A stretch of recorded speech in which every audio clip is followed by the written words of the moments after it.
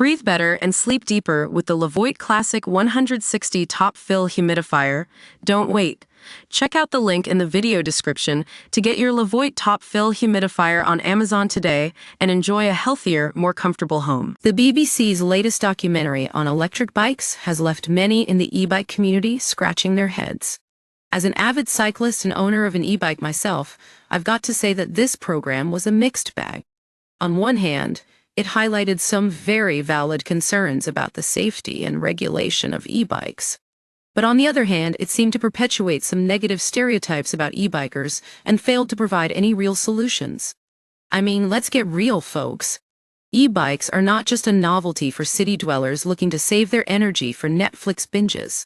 They're a mode of transport that can reduce our carbon footprint, improve air quality, and make cycling more accessible to people of all ages. And yet the BBC seemed more interested in focusing on the supposed problems with e-bikes than highlighting their benefits.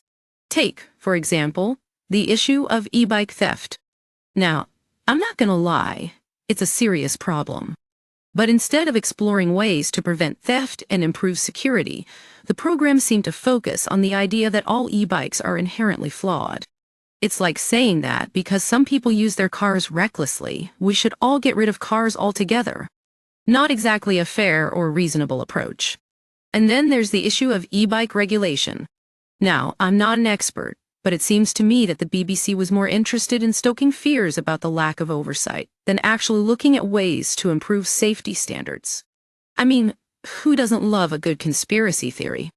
But when it comes to something as important as road safety, we need concrete solutions, not just speculation and scaremongering.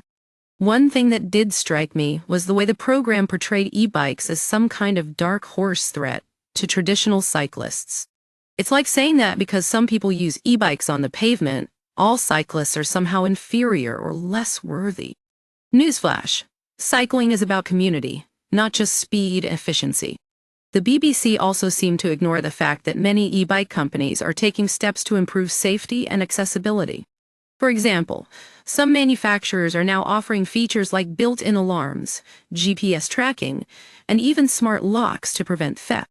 It's like they're trying to paint a negative picture of the entire industry just to sell more papers. But here's the thing. I believe that e-bikes can be a game changer for cycling in this country. They've got the potential to make cycling more accessible, more enjoyable, and even more sustainable. And yet, the BBC seems determined to hold us back with its negative portrayal of e-bikes. As someone who's passionate about e-bikes, I urge the BBC to take a second look at their approach.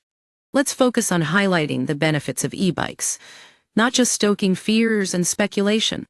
Let's work together to create safer roads, more accessible cycling infrastructure, and a more sustainable transportation system for everyone. The future of cycling is bright, folks. And if we can't get the BBC on board, I'm afraid we'll be stuck in the dark ages forever.